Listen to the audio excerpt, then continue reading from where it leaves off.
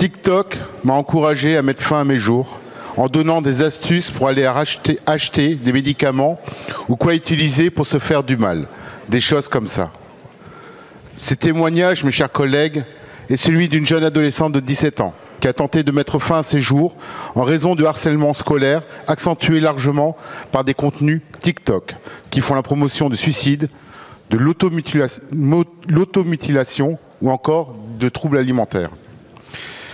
Cette jeune fille n'est pas la seule. Récemment, 2 adolescentes de 15 ans ont mis fin à leur jour après avoir fait part de leur mal-être sur TikTok. Ces contenus en ont appelé d'autres. Et pris au piège de l'enfermement algorithmique, ces jeunes sont tombés dans une spirale infernale. Ces dernières années, plusieurs lois, dont la loi portée par le président Marcangeli, ont permis d'avancer sur les dangers du numérique pour protéger notre jeunesse. Madame la ministre, à l'heure où la santé mentale est la grande cause nationale, à l'heure où de nombreux jeunes et moins jeunes sont victimes de ces contenus néfastes, pourriez-vous nous indiquer quelles sont les actions à mener? Que comptez-vous faire pour obliger ces plateformes, enfin, à revoir leur système de modération et de recommandation?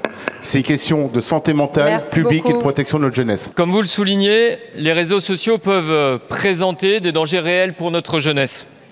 En particulier pour les plus jeunes qui s'y connectent massivement, dès 8 ans et demi en moyenne, selon une étude de la CNIL qui date de 2021. Et l'on peut craindre que ce soit encore plus jeune aujourd'hui. La représentation nationale a pris des mesures pour faire face à ces dangers. Je pense notamment à l'instauration d'une majorité numérique à 15 ans et aux dispositions pour mieux prévenir et poursuivre les délits en ligne tels que le cyberharcèlement. Je veux rappeler aussi le numéro unique pour les jeunes victimes de harcèlement et de violences numériques, le 3018.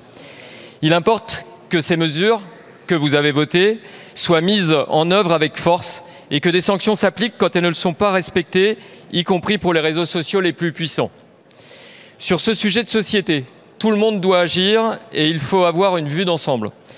D'abord, pour être efficace face aux plateformes, il faut que ce sujet soit porté au niveau européen. Je l'aborderai au Conseil des ministres des Sports et de la Jeunesse, auquel je me rendrai les 25 et 26 novembre prochains. Deuxièmement, ce sujet questionne le quotidien de nos jeunesses. Je dis nos jeunesses car elles sont diverses.